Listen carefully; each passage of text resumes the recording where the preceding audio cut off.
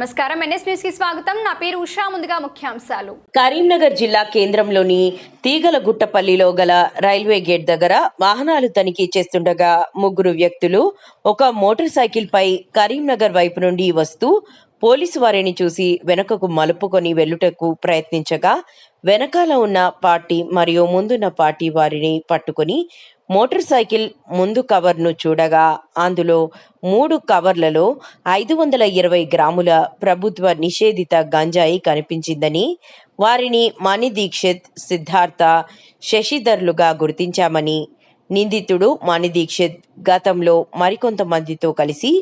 ఏపీలోని సీలేరు ప్రాంతం నుండి గంజాయి అక్రమంగా రవాణా చేస్తూ పట్టుబడి నెల రోజులు జైలుకు కూడా వెళ్లి వచ్చినట్టు తెలిసిందని, విచారణలో నిందితులు ఆంధ్ర మరియు ఇతర ప్రాంతాల నుండి గంజాయి కొనుగోలు చేసుకుని వచ్చి ఎక్కువ ధరకు హమాలీలకు, స్టూడెంట్స్కు అమ్ముతూ లాభాలు పొందినట్లుగా తెలిపినారని, వారి నుండి మొబైల్ ఫోన్స్ను, మోటార్ సైకిల్స్ను మరియు గంజాయిని స్వాధీనం చేసుకుని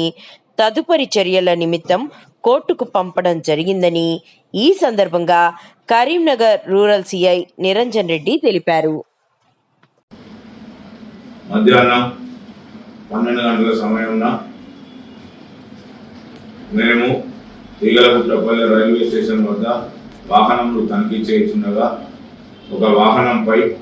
3 వ్యక్తులు అనుమానాస్పదంగా రాగా వారిని ఆపి మేము తనిఖీ చేయగా వారి వద్ద సుమారు 500 గ్రాముల మత్తు పదార్థమైన గంజాయి ఉండగా దానిని మేము స్వాధీనపరుచుకొని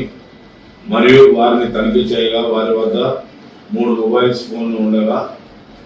వాటిని పంచుల సమక్షంలో పంచనామా రాసి వాటిని స్వాధీనపరుచుకొని నేరస్తులను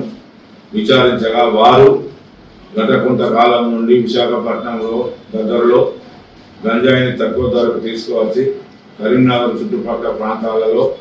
గంజాయి తాగే వారికి చిన్న చిన్న ప్యాకెట్లుగా తయారు చేసి ఒక ప్యాకెట్ 500 రూపాయల చొప్పున అమ్ముకుంటూ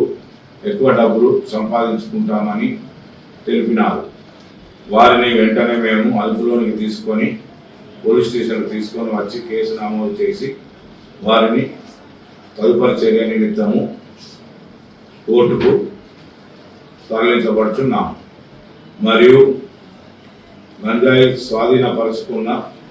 పోలీసులను టౌన్ ఏసీపీ గారు మరియు సిపి గారు అభినందించినారు.